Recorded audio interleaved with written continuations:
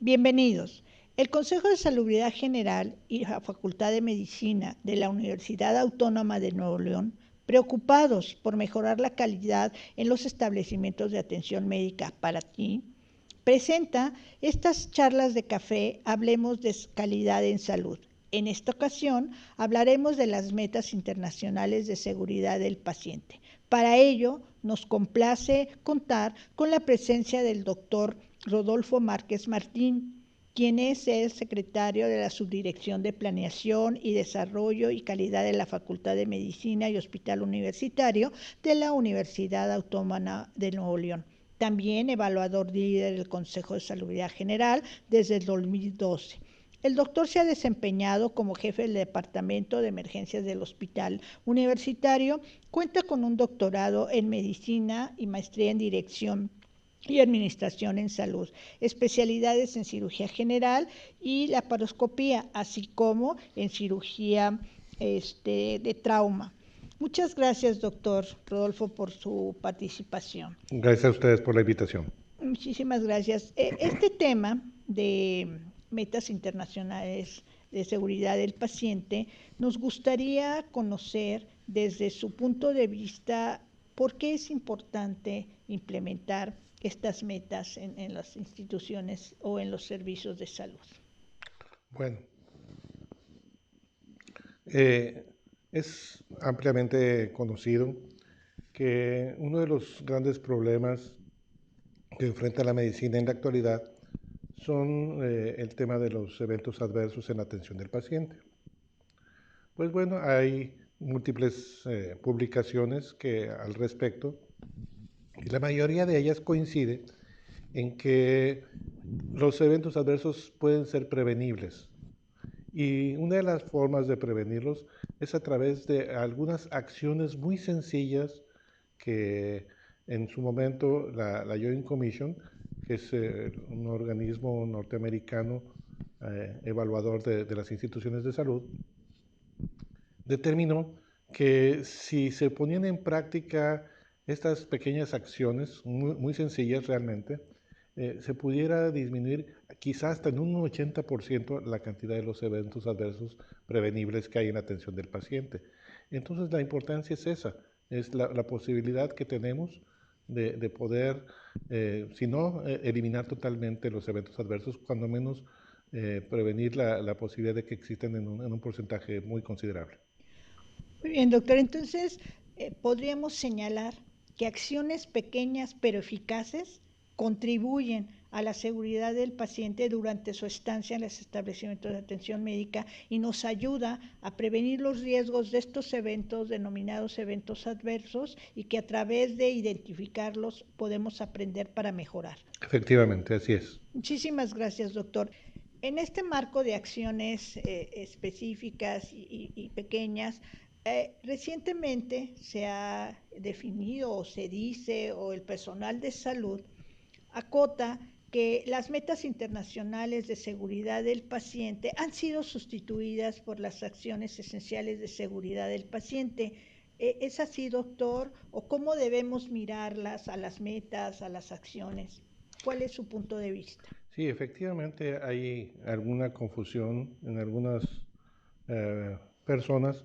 Tienen ese concepto de que a partir del surgimiento de las acciones esenciales, estas vinieron a sustituir a las metas internacionales de seguridad del paciente. La realidad es que son dos cosas distintas. Sí tienen ciertas similitudes, están emparentadas de alguna manera, pero aquí tendríamos que irnos a los orígenes de cada una de ellas y no solamente al origen, sino también cuál es la razón de ser y hacia dónde van dirigidas. Las metas internacionales de seguridad del paciente fueron el producto de un análisis muy profundo que hizo la Joint Commission a principios de este siglo, por ahí del año 2000-2001, en el cual hicieron un análisis muy importante, como mencioné previamente, de todos los eventos adversos que ocurrían en las instituciones de salud. Entonces un panel de expertos definió que podían disminuirse en una proporción importante estos eventos adversos con estas acciones pequeñas y definieron las 6 acciones que en su momento original se llamaron National Safety Goals, o sea, las metas nacionales de seguridad del paciente en Norteamérica. Estas entraron a partir de vigencia el 1 de enero del 2003 en Estados Unidos. Posteriormente, cuando la Joint Commission International, que es el brazo internacional de la Joint Commission, también las adoptó y las empezó a distribuir o de alguna manera publicitar en todo el mundo. Y México no se quedó atrás. México, a través de la homologación de los estándares del Consejo de Salubridad General para la evaluación de los establecimientos de atención médica, se homologó con estos estándares y en ellos estaban incluidas las metas internacionales de seguridad del paciente, que son las 6 que hasta el día de hoy todavía siguen subiendo. Es decir, estas metas fueron y siguen siendo parte del proceso de certificación hospitalaria. Bueno, mientras que las acciones esenciales tuvieron otro origen. Las acciones esenciales surgen a partir de la necesidad que el Seguro Popular, mediante su implementación en los establecimientos de atención médica, necesitaba tener algunos elementos normativos para poder acreditar los establecimientos. Y entonces de ahí surgieron las acciones esenciales de seguridad del paciente, que como les menciono, son muy parecidas, pero sí tienen ciertas diferencias. Las acciones esenciales son más bien normativas para fines de acreditación, que fueron para acreditación del Seguro Popular, mientras que las metas internacionales son para certificación de los establecimientos de atención médica. Sé que esto también a muchas personas les confunde. ¿Por qué dos tipos distintos de modelos de evaluación de las instituciones? Pero bueno, eso será tema de otra conferencia que se dará posteriormente cuando hablemos en este ciclo de charlas. Se va a hablar acerca de la evolución del modelo de calidad y seguridad de la atención del paciente y en ese momento pues se verán por qué surge uno y por qué surgió el otro y lo más importante, cuál es el futuro de ambos, que es lo que yo creo que a la mayoría de las personas les preocupa.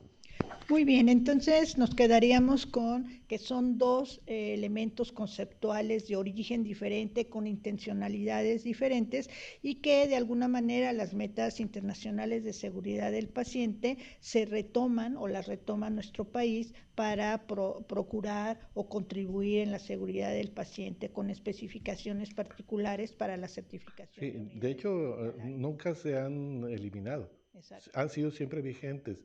Insisto, cuando hubo, a partir de la publicación en el diario oficial de la obligatoriedad de hacer las acciones esenciales, se pensó que unas sustituían a las otras y no, realmente, y es más, yo pienso que hasta se complementan en un momento determinado, pero nuevamente, insisto, las acciones esenciales fueron con fines de acreditación del Seguro Popular. ¿Cuál será el futuro de las mismas? No lo podemos decir en este momento, en un futuro veremos qué es lo que sucede. Pues muchísimas gracias por aclararnos esta situación y como usted dice, en próximas charlas se retomarán otros elementos que ayuden a entender a nuestro auditorio esta situación que se ha presentado. Claro. Y en el sentido de la implementación de las metas y de la importancia que usted nos ha señalado, de acuerdo a su experiencia, ¿cómo podemos implementar estas metas? ¿Qué estrategias nos sugiere para que nosotros podamos implementarla en nuestros establecimientos de atención médica? Bueno, muchas gracias por permitirme hablar un poquito de la experiencia que tenemos en mi institución. Fíjese que hemos tenido no una, sino varias estrategias. Ninguna excluye a la otra, son complementarias. Para empezar, es como en todo, es la capacitación en aula, que es muy importante. Después, buscar a través de la capacitación en aula la, la creación de las competencias necesarias para ese conocimiento cognoscitivo que se tiene, hacerlo práctico y llevarlo a la práctica todos los días. Y aquí nosotros tuvimos una estrategia muy interesante.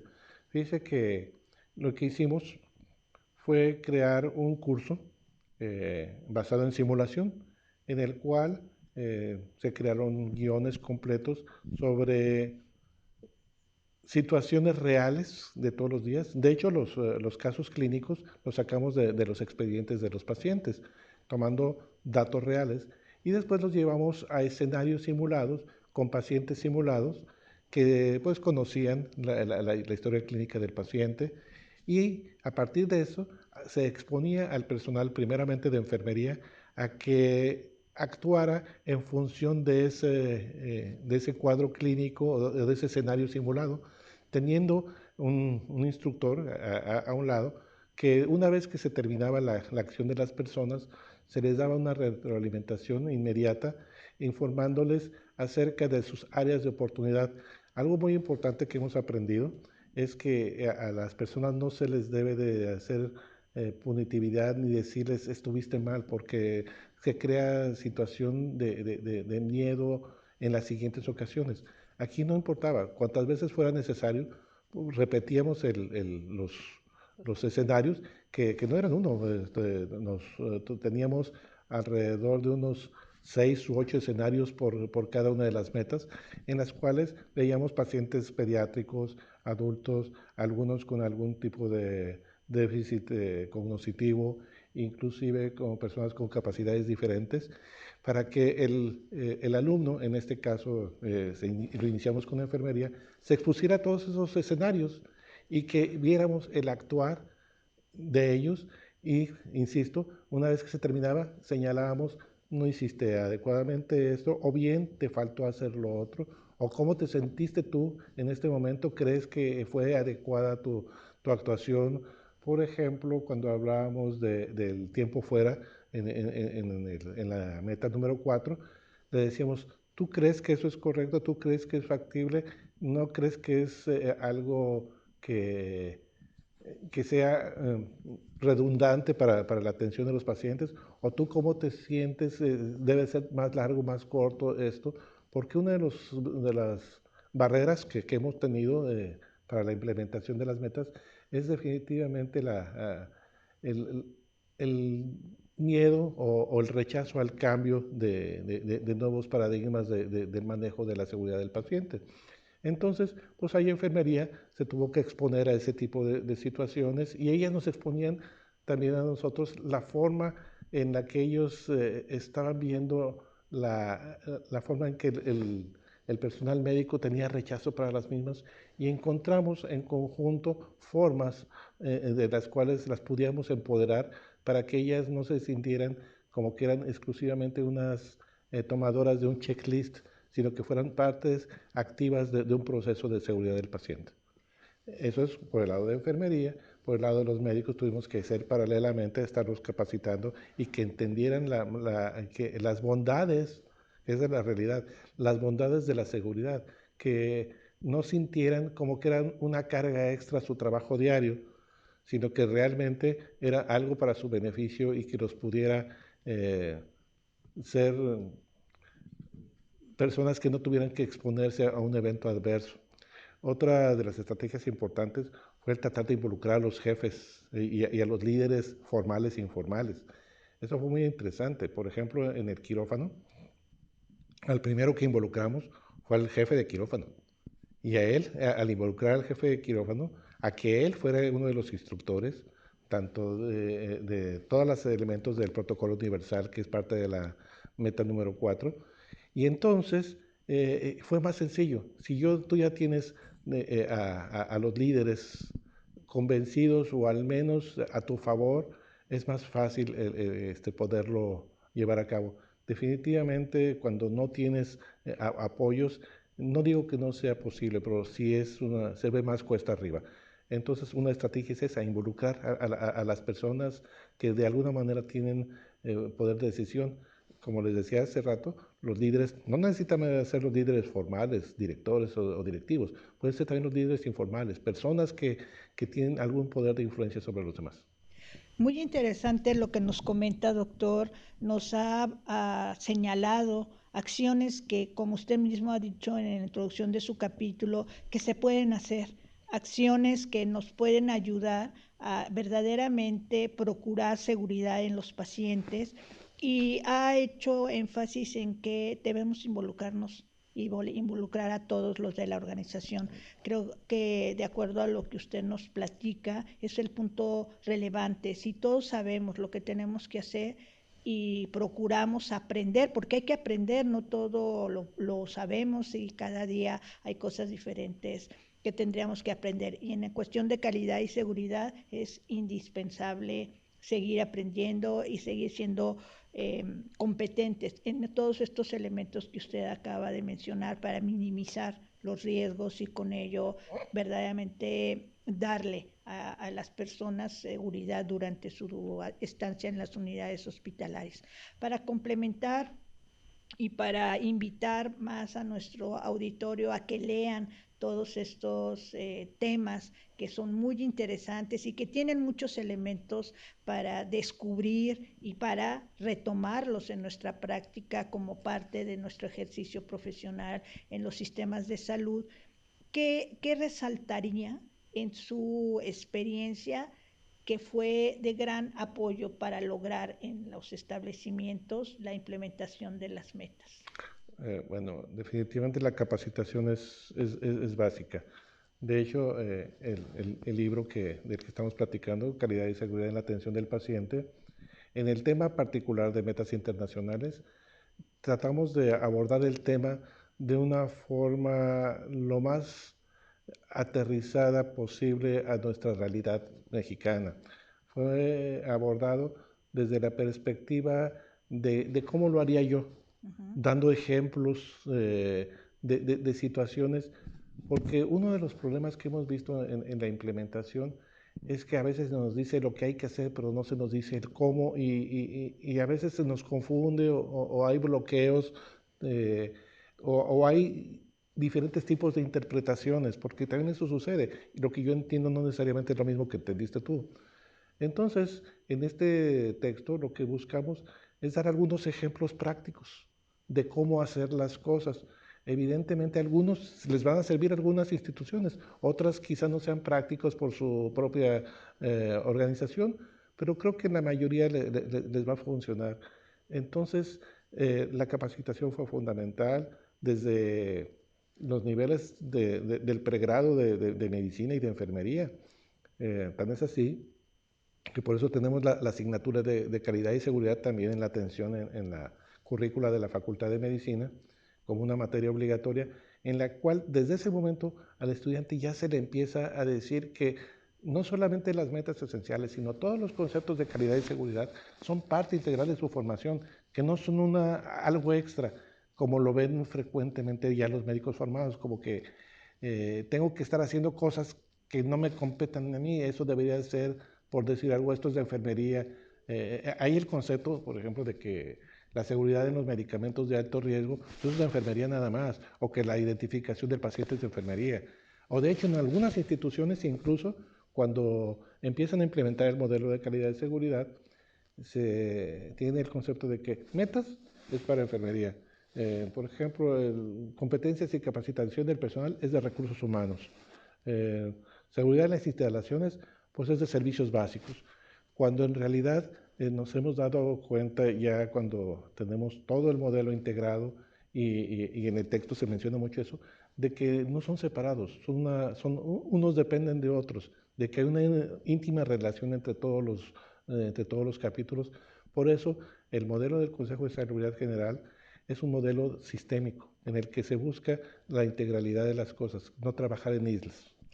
Pues con estas conclusiones y estos elementos que usted nos señala, el auditorio seguramente estará interesado en descubrir qué más está escrito en este libro, en este contexto de hacerlo integral, de hacerlo global y siempre enfocado para el beneficio de las personas que están en la organización. Le agradecemos muchísimo sus aportaciones, el haber compartido estas experiencias que seguramente les servirán a nuestro auditorio. Y ustedes, auditorio, los invitamos para nuestras siguientes charlas de café. Muchas gracias.